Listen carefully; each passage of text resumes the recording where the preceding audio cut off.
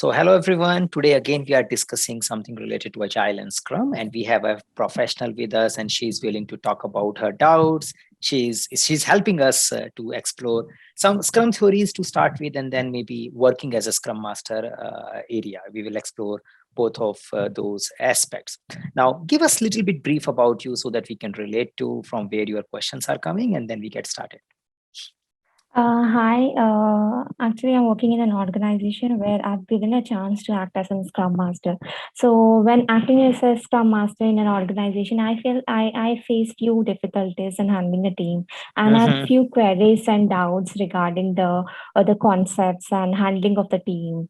So, I need a kind of clarity where I can have a better understanding of how exactly Scrum differs from different framework and how better I can implement the Scrum in a real time project. The improvements, how I can improve myself as a Scrum Master. Perfect. Let's get started. Yeah. Thank you.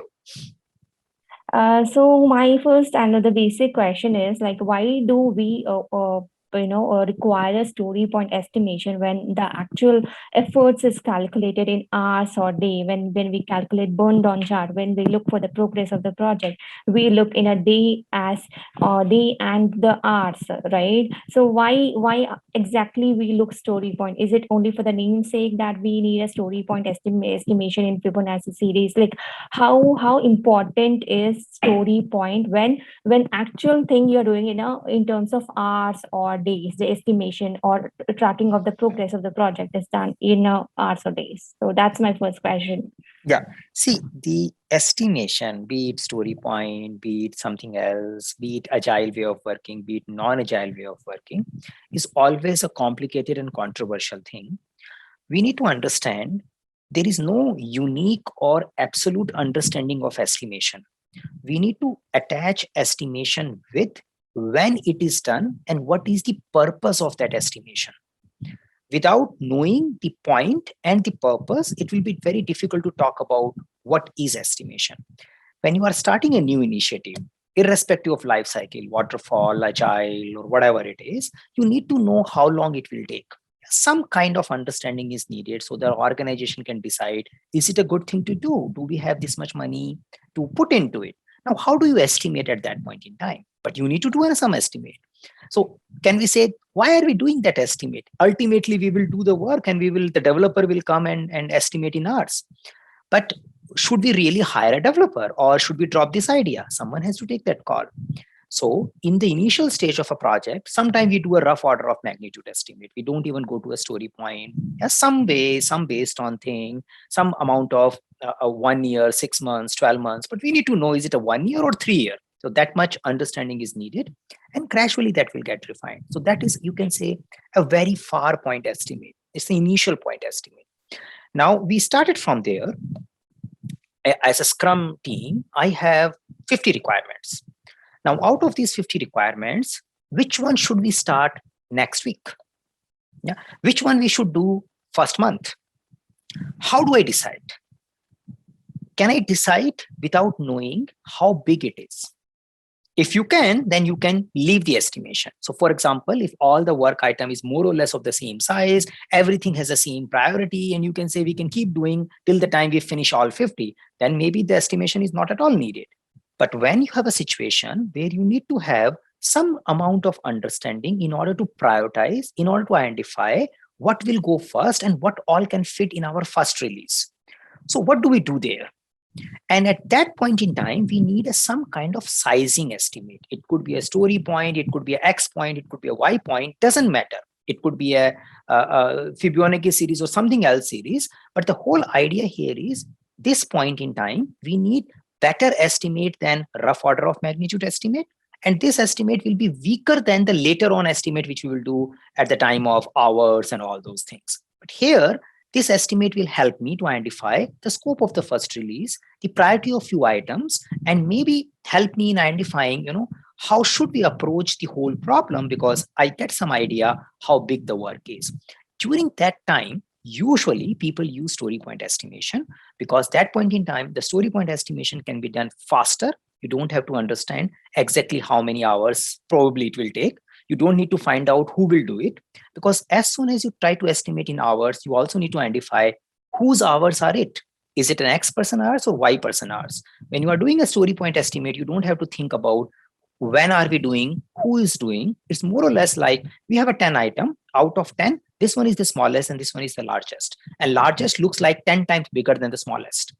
Yeah, so that kind of understanding we need to prepare, develop, and that helps me in projecting my upcoming releases, that helps me in planning my upcoming work, and that primarily helps me also in doing prioritization, because many times prioritization is based on ROI, which means that I'm looking for a business value, but I also want to see how much investment I need to put into it. So that the story point size gives you some indication of how much investment you need to do for a given work item.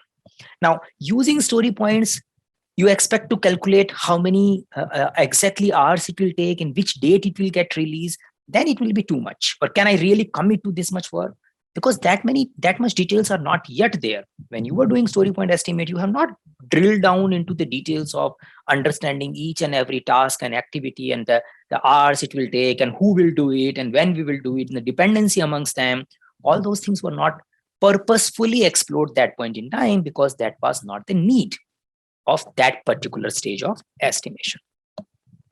So hope this clarifies. Any follow-up question here? Yeah, this is more clear. So one more thing,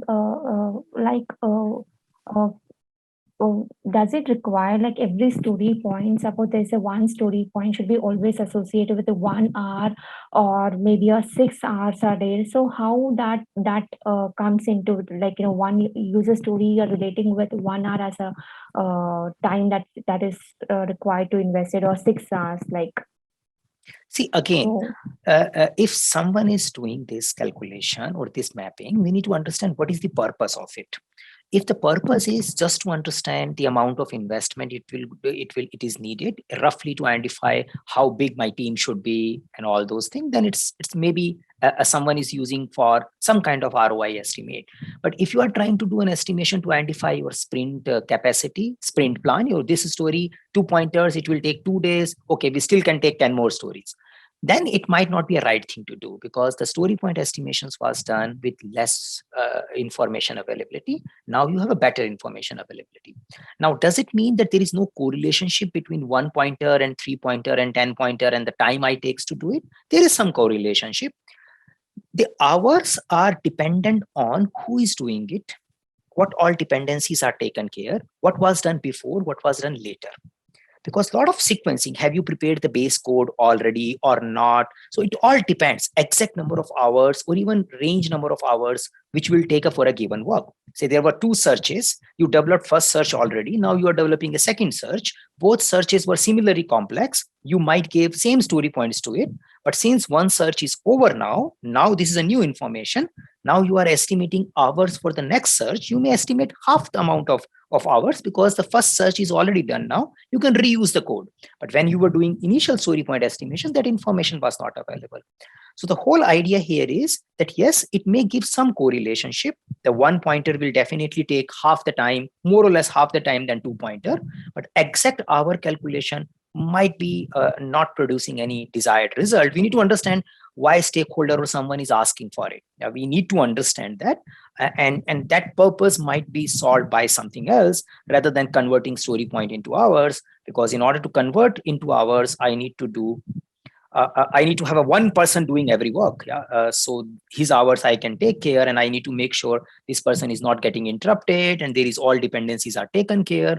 Estimating hours was always difficult, even in a waterfall world, in any project management world. And people were trying to do before, and people will keep trying to do even with Scrum and later on as well. Okay, fine.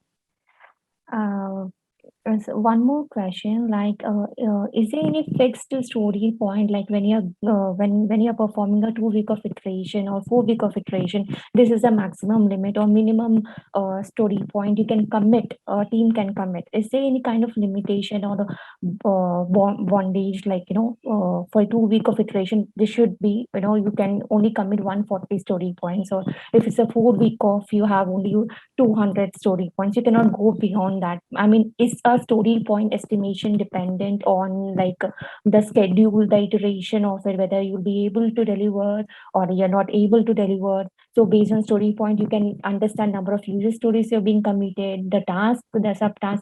So the relation between the story point and the iteration, the sprint iteration of 2 weeks or 4 weeks, like what is the minimum limit that a team can commit for a 2 week of iteration or a 4 week of iteration, or a rough estimation, a minimum So story what point is and a the maximum. goal of all this minimum and maximum? In your view, what are we trying to identify here? Like what if Like someone asks you minimum, maximum, what are you trying to identify here? minimum in the sense trying making a view like if I'm able to achieve my sprint goal, then the team is able to commit within the 45 story point limit. Or if there's a so this if a team is given 60 story point, it may be because of there's so many of bugs into it. So what exactly when there is a bondage of if a story point exceeds 45 story point limit or 60 story point, there may be a many other We need to exceptions like understand the reason behind this question. Now, if the okay. reason is like this, someone wants to use this information in order to ensure that do we have workable sprint plan? Are we not overcommitting or undercommitting? And can I really do a sanity check of my sprint plan? Then such kind of ranges are useful. Say in general, and from where it is coming from your past history. So you can say over a period of last 3 months, we have been doing 20 to 25 story points every iteration. That is called velocity. So velocity is when you finish a particular iteration, you check how many story point work you have completed. Technically speaking, story point represents the size, and it also shows that okay, this is how much work the team has done in the past. Now, if I have a historical data, and if I know that usually we are doing 20 to 25, and the team is trying to do 35 this time, I will become worried and I will ask them why you are challenged. What is the assumption behind doing 35? It might be possible. They might have a reasons for targeting 35. We need to understand that. Or if they are targeting 15, then also we may need to understand what is happening this iteration, why we are targeting less than our historical velocity. So the historical velocity range, the minimum range or maximum range, which is coming from the particular team. It is not a universal number which is there in the company or in the industry. There is nothing like a universal number. It cannot be. Based on that historical information, I may want to do a little bit of a sanity check, maybe understand how well teams are doing their planning. That could be one purpose. The another purpose could be if I have this historical range, I can use this information to project if I have 100-point work pending, how many iterations it might take to finish it. So when I know my team is able to do 20 to 25 points and I have 100 points work pending, then I know roughly they will take 5 to 6 iterations.